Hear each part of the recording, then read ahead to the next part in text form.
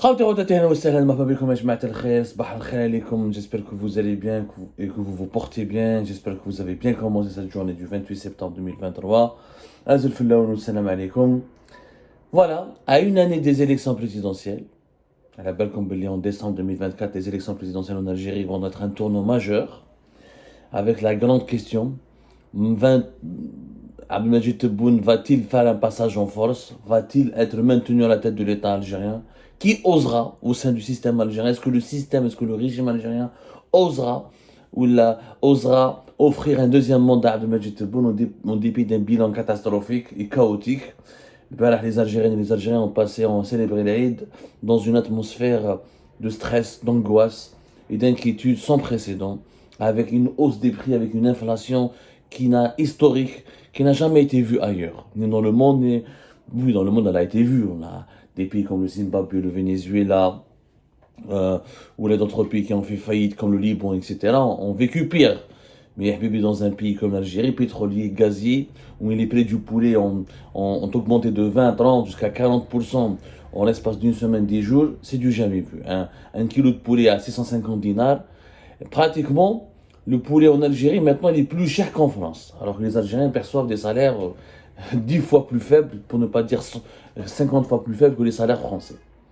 Dans cette atmosphère politique importante, à une année des élections présidentielles, Abdelmadjid Tebboune vient de prendre une décision et d'adopter un nouveau dispositif au niveau de la présidence de la République qui est inédit. Alors, il y a un décret présidentiel qui a été signé par Abdelmadjid Tebboune le 26 septembre dernier, il y a à peine de cela 2 jours, et dans ce décret présidentiel, Abdelmadjid Tebboune décide d'avoir un gouvernement parallèle au palais présidentiel d'Al-Mouradia. Donc en Algérie, on a le gouvernement classique, on a le gouvernement parallèle qui est au niveau du palais présidentiel. Abdelmadjid Tebboune a réorganisé les services de la présidence de la République, il leur a donné des compétences et des champs d'action et des missions qui pratiquement dépassent celles de ministres, membres du gouvernement, ou là qui empiètent directement ou qui vont directement ou là qui empiètent directement sur celles des ministres membres du gouvernement. Donc nous avons deux gouvernements. Il y a le gouvernement classique et le gouvernement parallèle officieux d'Abdelmadjid Tebboune. Donc l'État algérien qui en va donc se prendre encore de l'épaisseur, du poids. Encore l'administration algérienne et la bureaucratie algérienne va encore grossir. Déjà, elle est très obèse. Et bizarrement, les conseillers à la présidence de la République vont avoir un pouvoir étendu que l'Algérie n'a jamais connu durant toute son existence. Bien sûr, il y avait des pouvoirs occultes, non constitutionnels, opaques,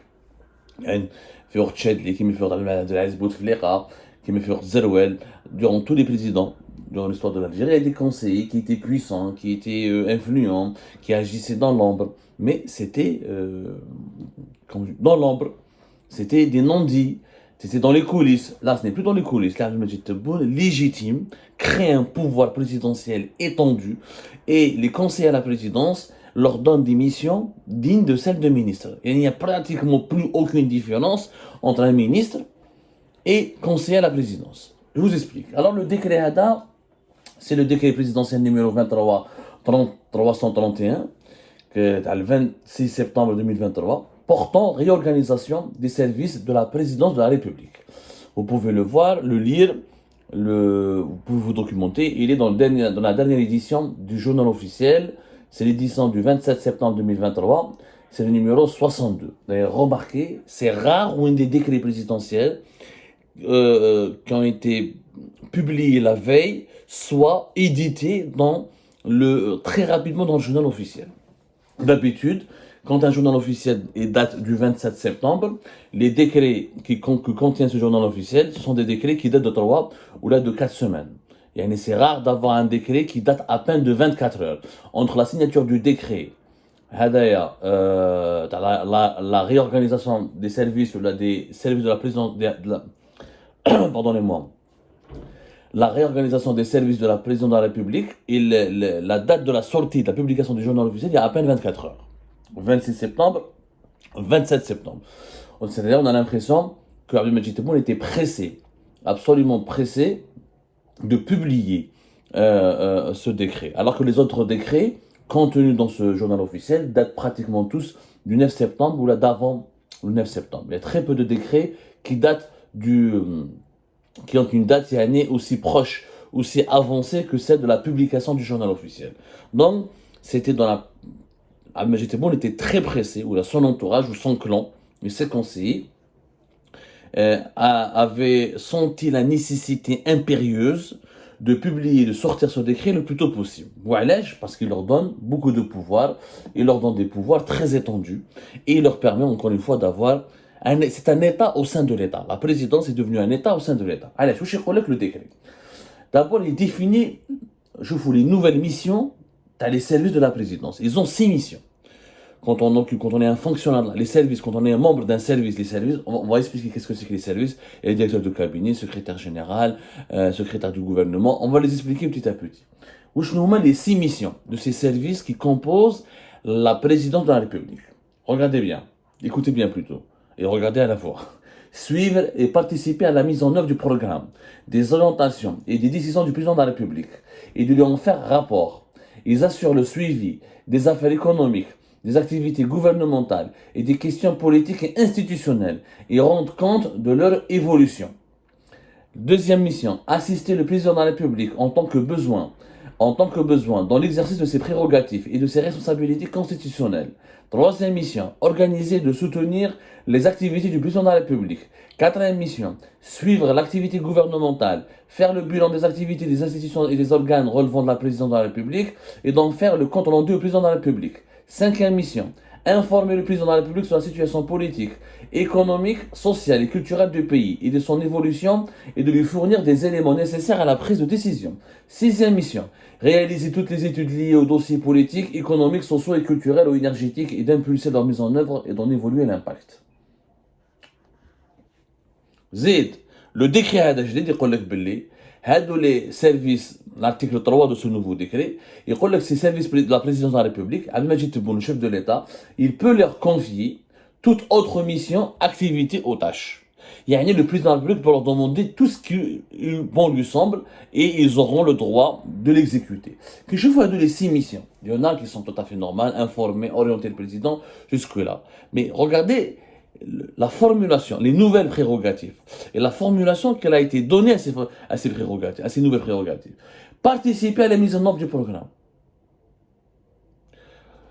Dans les autres États du monde, celui qui met en programme, celui qui participe à la mise en œuvre du programme du président de la République, c'est le gouvernement, à travers le Premier ministre. C'est le Premier ministre qui est le chef d'orchestre, normalement c'est lui qui prend le programme du président, en concertation avec le président, Premier ministre ou la chef du gouvernement, c'est selon la nature des États et des républiques, ou des systèmes politiques à travers le monde. Il peut y avoir des premiers ministres dans des monarchies aussi. En tout cas, c'est le monarque ou le président. Il a un programme. C'est en coopération avec le premier ministre que ce programme est mis en œuvre. C'est le gouvernement qui met en œuvre, qui participe à la mise en œuvre du programme et des orientations et des décisions du président de la République. Un conseiller ne participe pas à la mise en œuvre du programme. Qu'est-ce que c'est qu'un conseiller, Jma? T'avou belli, dans les sciences politiques, dans la tradition politique universelle, un conseiller d'un chef d'État, c'est quoi son rôle? Et d'informer le président, lui rendre compte, donner son avis, proposer des choix, et lui fournir des informations, des scénarios sur l'évolution de situations précises. Avec les 5 rôles d'un conseiller. Informer, d'abord, faire informer, etc. Faire des comptes rendus, donner des avis, faire des lectures, etc., des suggestions, des orientations, etc., ou proposer des choix, et travailler sur des scénarios de certaines situations politiques, que ce soit internes au pays ou à l'extérieur, sur la scène internationale. C'est ça le rôle du conseiller. Ça s'appelle conseiller. Il y a assister, accompagner, informer, suggérer, donner des idées au président. D'ailleurs, si vous prenez dans la République française, parce que c'est le même modèle politique, c'est une république centralisée, où le président de la République en France il a des pouvoirs importants, pas aussi importants qu'en Algérie. Le président de la République en Algérie, la constitution algérienne, il a des programmes beaucoup plus larges, il a des prérogatives et des pouvoirs beaucoup plus larges. Et là, en Algérie, nous avons un régime présidentiel très fort. C'est parmi les régimes présidentiels les plus forts du monde. Qui m'a dit Erdogan en Turquie, pratiquement. D'ailleurs, le modèle de Tebboune, c'est Erdogan. En France, par exemple, le nombre des conseillers, Fiort Sarkozy, ils étaient 70, l'Élysée, le palais présidentiel français. Fiort François Hollande, président français, c'était 50. Fiort Macron, on les estime à 48. Maintenant, en Algérie, mais à la Benèche, quel est le nombre des conseillers? On n'a aucun chiffre précis. On connaît les conseillers les plus polémiques, les Abdel Hafid Allahom Lerah, Abdelaziz Khellaf, etc. On connaît, comme Sidi Saïd Belkaïm, certains qui sont connus. Parce que c'était des personnalités publiques, ou les anciens journalistes, ou les anciens ministres, ou l'Arbaoui, directeur de cabinet de Tebboune. Mais on ne connaît pas le nombre exact. On m'a le nombre exact, parce que le palais présidentiel en Algérie, il est géré dans une totale opacité. Maintenant,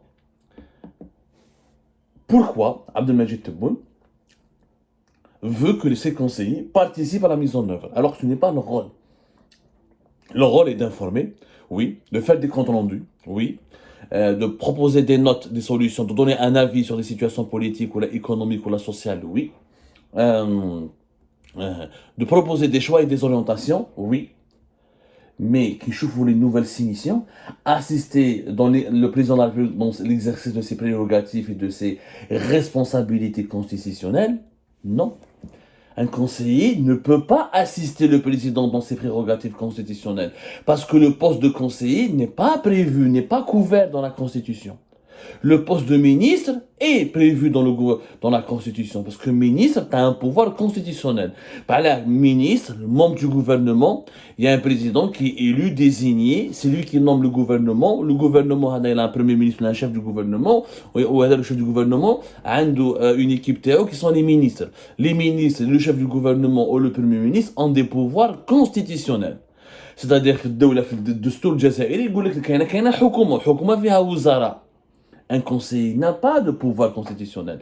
Sauf que l'Abdelmajid Tebboune leur donne le droit de l'assister dans l'exercice de ses prérogatives et de ses responsabilités constitutionnelles. C'est-à-dire un conseiller dans des compétences qui relèvent du ministre et du gouvernement. La nouvelle réorganisation. Pourquoi elle est intervenue aujourd'hui, à une année des élections présidentielles? Parce que l'opposition, parce que même au sein des services secrets, parce que même au sein de l'armée, on commence à pointer du doigt le rôle malsain de plusieurs conseillers de Tebboune. Boualem qui conseille les affaires judiciaires, et New York, l'ONU, alors qu'il n'est pas conseiller en relations diplomatiques. Il s'occupe de la justice, il fait les services de sécurité.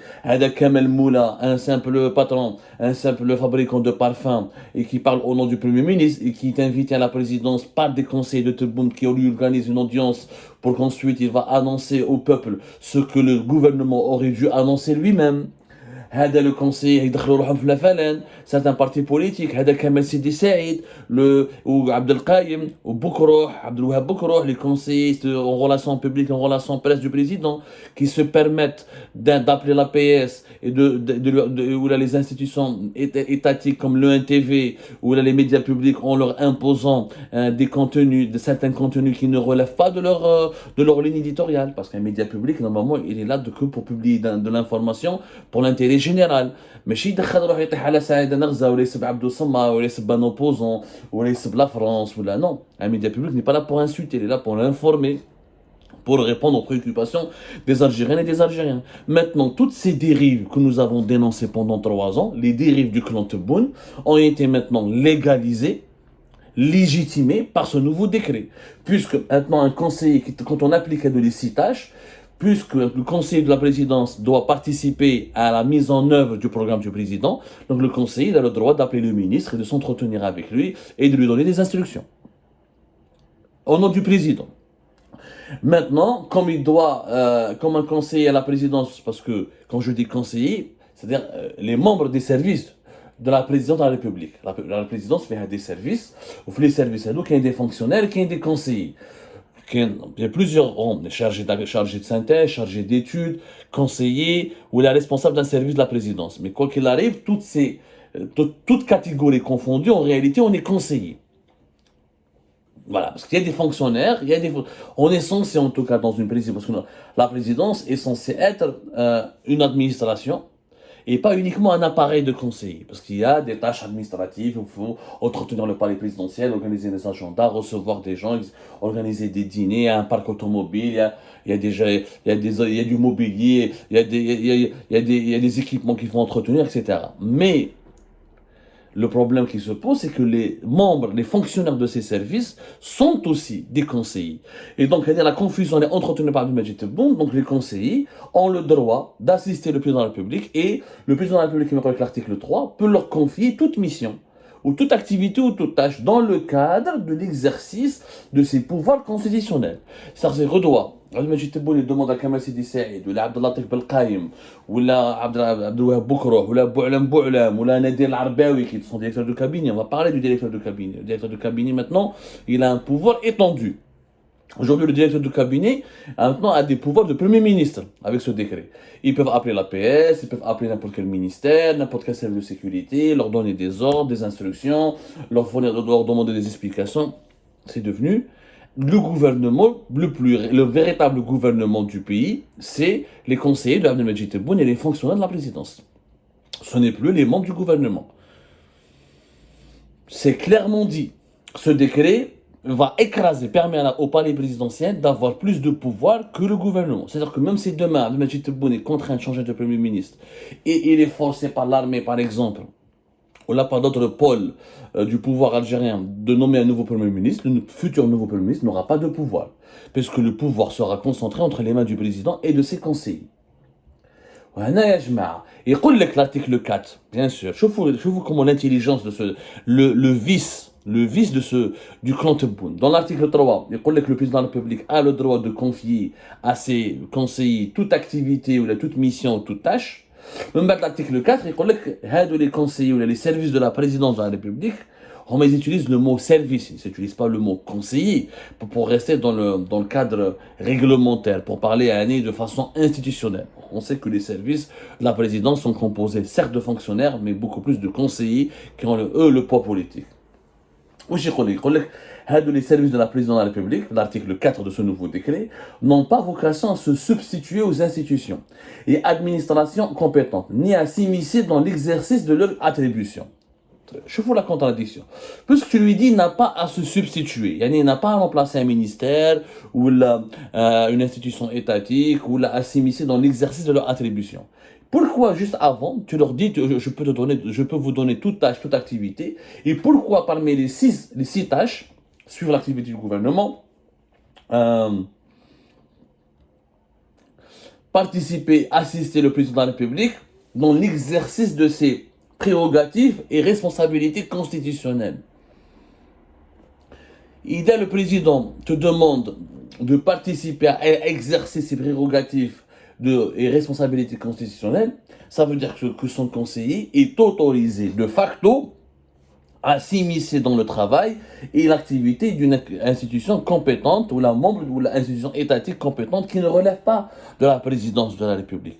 Parce que les compétences constitutionnelles, les pouvoirs constitutionnels du président d'Algérie lui donnent la possibilité de tout décider.